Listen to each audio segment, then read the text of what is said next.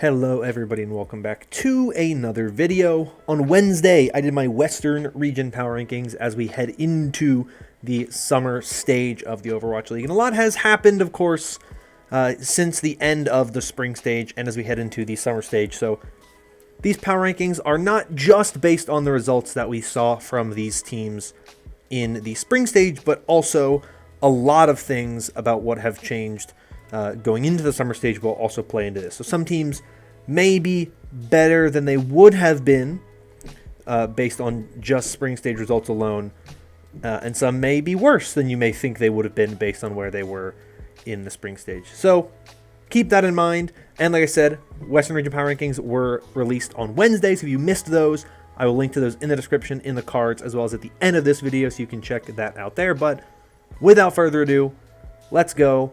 Let's jump in. You know how it works. It's a power rankings. My thoughts, my opinions. Let's get this Eastern Region power rankings kicked off. One last note that I totally forgot about.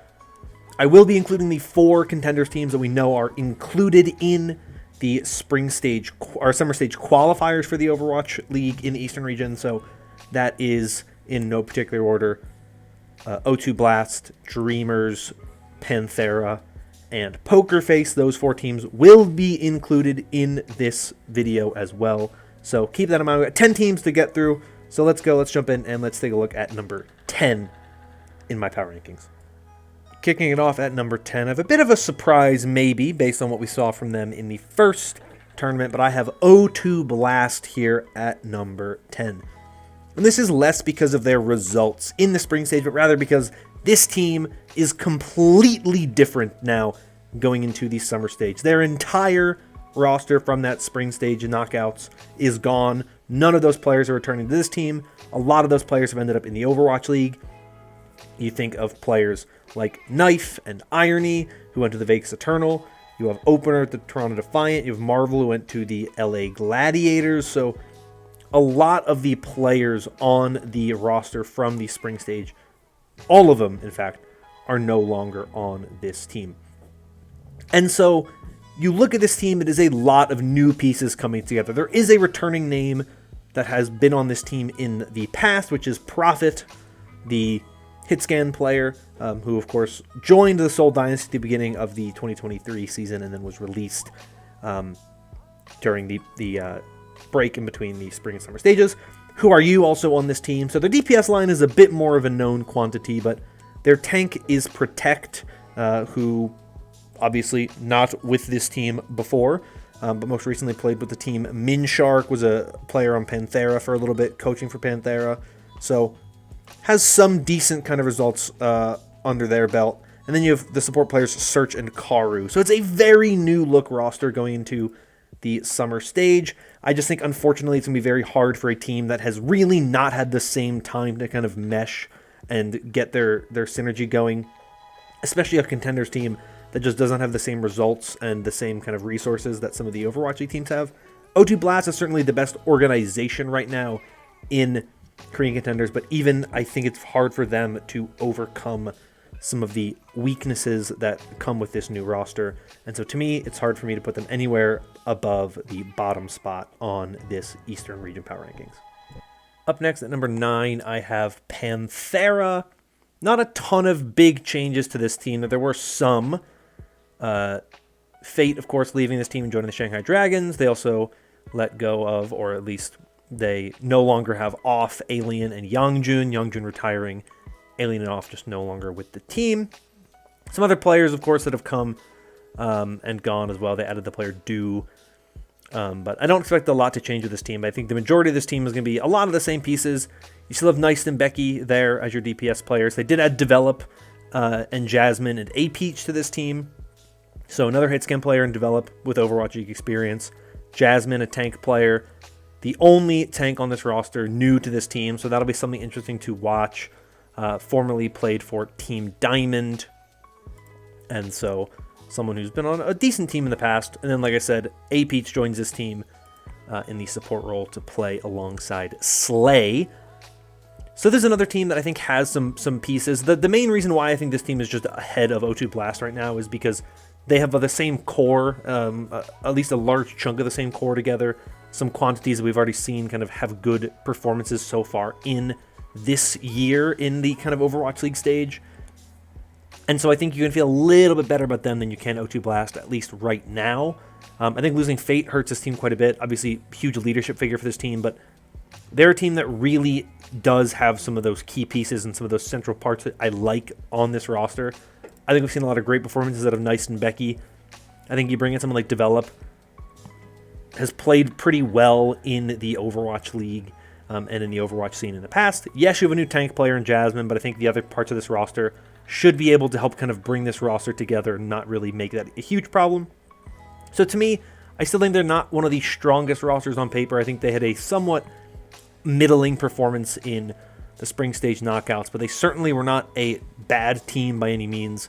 And I think when you look at some of the pieces they have, they should be able to be at least somewhat competitive with the rest of the teams here, but I just think it's a little bit too much to overcome with some of the kind of elite talent of some of the other teams, so I have them down here at number 9. At number 8, I have Poker Face. Maybe a little bit unfair to rank them as not the highest Contenders team, considering just how dominant they were in Contenders formerly. But I look at this team and I think they have a lot of really good pieces. I just don't think that they have necessarily the greatest kind of performances to back them up when you consider what they did on the Overwatch League stage. But they did make one kind of notable change in the break, which was they brought in Victoria, of course, the DPS player, formerly for the Boston Uprising, played alongside Valentine, who is on this roster back then, and Aztac and Arrow are the two players no longer with this team, though I don't think either of them ever saw any playtime in the spring stage, so it doesn't really have a huge impact, I think, on this team's overall level of performance. A lot of Overwatch League veterans on this team. Like I said, Valentine and Victoria are on this team, as well as Finale to make up that DPS trio. You have Muse on the tank line, which I think also another kind of rookie veteran presence. And you also have Peppy, who is the other tank player. He's going to play some of the more off-tank heroes. So we did see occasionally come in for certain maps. But I think this is a good Poker Face team. I think they're good. They have some of the talent that you've seen play decently well in the Overwatch League level in the past. And a lot of these players now have been together for several months. And they've had some good results to look back on. They didn't have the greatest ending to their run in the spring stage, obviously falling to Dreamers. But all in all, I think this is one of the better Contenders teams in general. There are a lot of players who were solid Overwatch League veteran players, solid Overwatch League level players in general.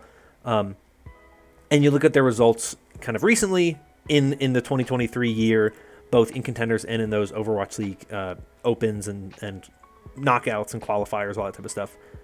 I think they've looked like one of the more formidable teams in the region. And so to me, I think Poker Face should be one of the favorites in terms of the Contenders teams. I don't personally have them as the best of the Contenders teams here, but I definitely think they are one of the best there is right now in the Korean Contenders. At number 7, I have Dreamers, the other Contenders team in the spring or summer stage qualifiers. Now, I do want to make it clear that I did not go into this with saying that I'm definitely going to put all of the Contenders teams here as the bottom 4 teams on this list. It just so happens that most of these teams did not really see a lot of improvement in the time since the spring stage ended. Specifically, a lot of the best talent in this region left the teams to join other teams in the Overwatch League, where they can get kind of bigger contracts and whatnot. And all 4 of these teams, with the exception really of Poker Face, are victims of that. Dreamers losing 2 very big name players that were huge parts of, 3 big name players who were big parts of this roster success in the spring stage. EasyHan, of course, going to the Seoul Dynasty, Spectra going to the Toronto Defiant, and Donghun going to the Washington Justice. And so I think that, to me, is really a big thing to kind of make note of with this team. However, I really like the way that they have kind of rebounded this roster. They still hold on to Dreamer and Ligue as their 2 tanks, which to me is a really big deal. I think tank play is very important, and I think they have arguably the best tank line of any of the Contenders teams still present, and in some cases potentially better, or at least on par with some of the Overwatch League teams here in the Eastern region. On DPS, though they lose Spectre and Easyon, are 2 big parts of this team's success, they add Sad and Top Dragon and Dart to this team, who come in. Obviously, different line here. And it is kind of, assuming that they're going to be able to rebuild some of that same level of performance. But Top Dragon, one of the top DPS players, in a lot of people's minds in Contenders recently, did not have the best results on O2 Blast. Did not see a ton of playtime on that O2 Blast roster, but certainly not a bad piece to have to kind of replace Spectra on this roster. And then you have Sad and Dart to kind of fill in some of those other spots. And then on support, you had Dada and Daegun to kind of fill in for double flex and also that main support role that is now needed that Donghoon has left. But you still hold on to Dreamer, Liga, and you hold on to Midseason in the flex support. I still think this team has a lot of talent. I still think this team has some of the bare bones core that I really like. With Dreamer and with Midseason, I think they have kind of the pieces I really want to see going forward. I think it is potentially... it's pretty close, in my opinion, between them and Poker Face. I give Dreamers just a little bit of an edge because I think that they went from being... The fact that they went from being one of the worst teams in Korean Contenders that qualified for the Spring Stage Opens to becoming the second place team in their group in the knockouts just shows me that this is a team that has kind of really done a lot. And yes, it's a very new look team. There's a lot of new pieces on this team and they will have to rebuild. But they have, I think, some of the core pieces you really want in Dreamer and in Midseason. And at the very least, that part of the roster is still intact. So I think that they should be at least a decent team, and I think they will be the best Contenders team.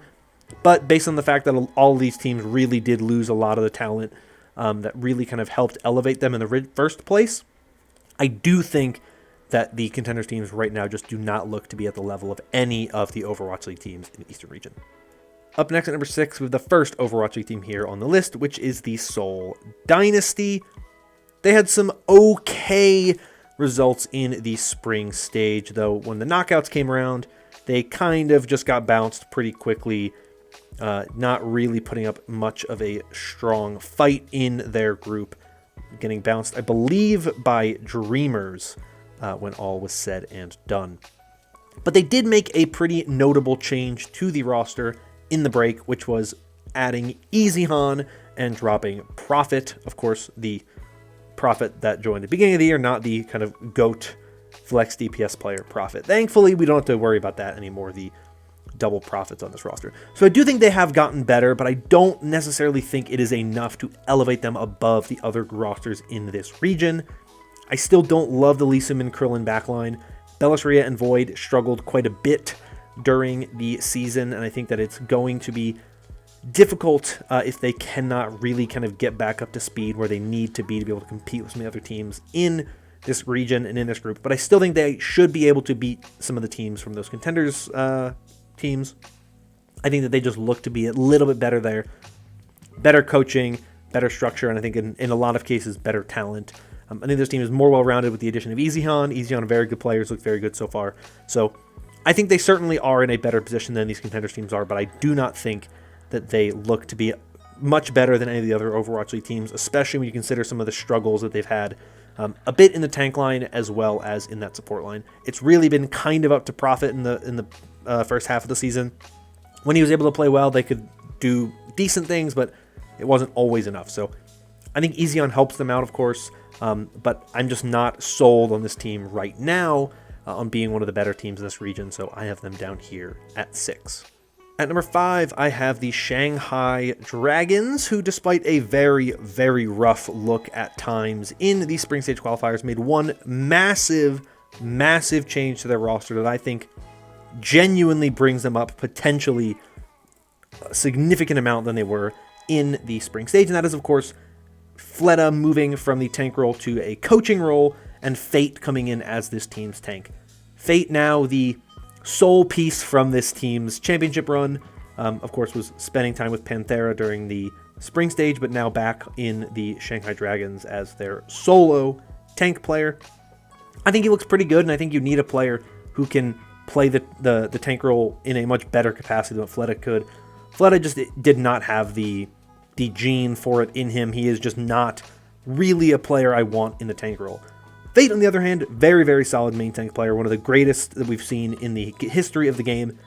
And when you consider the way that we saw Viper and Hisu play in the first half of the season, you throw Fate in there as a much more solid tank player. than what they had before. They certainly have now way more ability to be able to make some of those bigger plays, have some of those way higher impact moments than they could in the first half of the season. I still don't love Gangnam Jin and Iris as their support line. Not so much because of Iris, more so because I don't think Gangnam Jin is the world's greatest main support player. I actually think he's one of the weakest there is. But I think if he is the weakest part of your roster, if the other 4 pieces of the roster can click and can play very, very well, I think that opens up Gangnam Jin to be a little bit more of a high contributor, because he doesn't have to be trying to save the other parts of the roster in the same way. So I like this team more, significantly more with Fate in, and so to me, they have moved up ahead of the Seoul Dynasty. They did get a win against the Seoul Dynasty in the first half of the season, though they did not have a good showing when the knockouts came around. I think with Fate, this team will look a lot better. They'll look much more cohesive. I think this could be the beginning of the true resurgence of the Viper Rookie of the Year campaign. I do think that this team should have a much better second half of the season. I still don't think it's enough necessarily to push them over the edge, but I still think that their improvements are going to be noticeable in game, and they will definitely not be an easy win for some of those upper level teams in this region. Up next at number 4, I have the Dallas Fuel, kind of a gatekeeper team in the Eastern region in the spring stage. Could not find success against the top level teams in the region, the likes of your Charge, your Infernal, and your Spark, but they were able to find success against the kind of lower level teams in their group, like the Dynasty and the Dragons. So they did not have a great first half of the year. They did not make any changes going into the second half of the year, though they did have a pretty solid performance in the spring stage knockouts, making it to the finals of their group, where they lost to the Seoul Infernal. They were better than the O2 Blast, which I think a lot of people actually had O2 Blast ahead of the Dallas Fuel in that matchup. Obviously, these are the defending champions. They should be a team that's really kind of threatening. I think a big problem in the first half of the year is just they don't have the same level of flexibility that they had in the past. MCD and Bliss are no Chio and Fielder, and only having Hanbin was a bit of a struggle when the meta was heavy Winston. I think if the meta goes away from Winston, which it could, it doesn't seem like it is right now, unfortunately, but if it does go a little bit more away from Winston, you can get away with running more Junker Queen or more Sigma or more Diva or Zarya, I think this team will be a lot better. I think they're going to try to shy away from the Winston comps no matter what. But to me, they just don't have that same lethality of this team. I really like Sparkle. I really like Hanbin.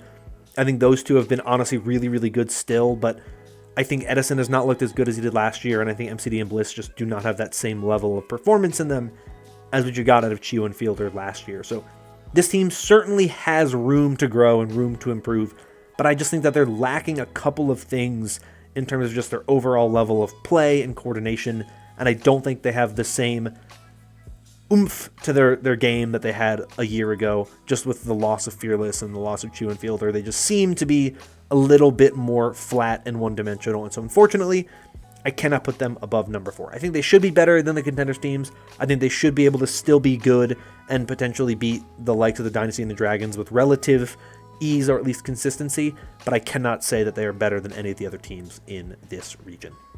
At number 3, I have the Guangzhou Charge. Despite technically being the current number 1 team in the Eastern region based on kind of record and differential, this team did not make it to the Midseason Madness last tournament. And I think part of the problem is that this team is unfortunately slightly one-dimensional.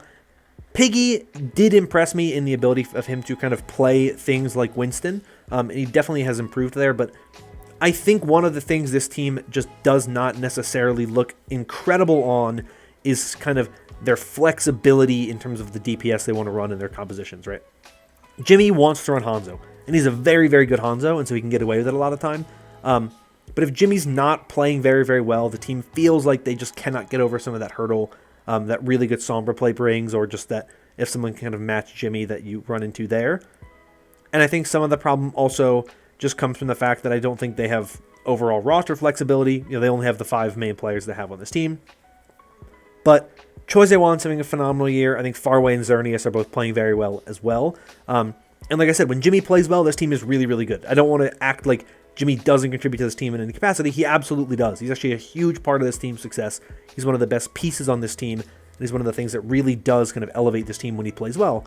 It's a question of if he doesn't play well, can they find ways to win without him? And seemingly, they've struggled with that quite a bit. And Piggy is a player I think has taken a massive step up this year. He's taken a massive leap forward in that tank role. So I still think this is a good team, but I have concerns about how many ways they can win as a team. I haven't really seen enough of them kind of branching out into different compositions like I've seen with the two teams at the top of this list who have been a little bit more flexible, a little bit more versatility in some of their roles. And so to me, unfortunately, the Charge, despite being a very good team, I cannot put above the 3 spot in this one. At number 2, I have the Seoul Infernal. They had a very good run in the spring stage, making it to the Midseason Madness, arguably going into it as the best team coming out of the Eastern region, but in the kind of international stage, they just did not have the same level of performance that we saw from them. But they still look very good. They lost to a Florida Mayhem team that's very good, and that's a respectable team to struggle against, and they lost to the Houston Outlaws. Once again, a very good team, definitely a respectable team to lose to. They certainly are among the top teams here in this Eastern region. There's not really much of a question about it. And they have some phenomenal play out of a lot of their players. Everybody in this roster has looked very, very good this year. Some of them better than expected.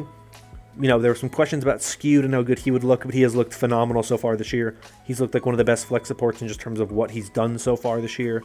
Mag has taken a huge step forward in that tank role, and I think Fix has been a big part of this team's success as well. And I haven't even mentioned M3 and Zest, who are arguably the best parts of this team going into the year, and they're still doing a very good job with this team.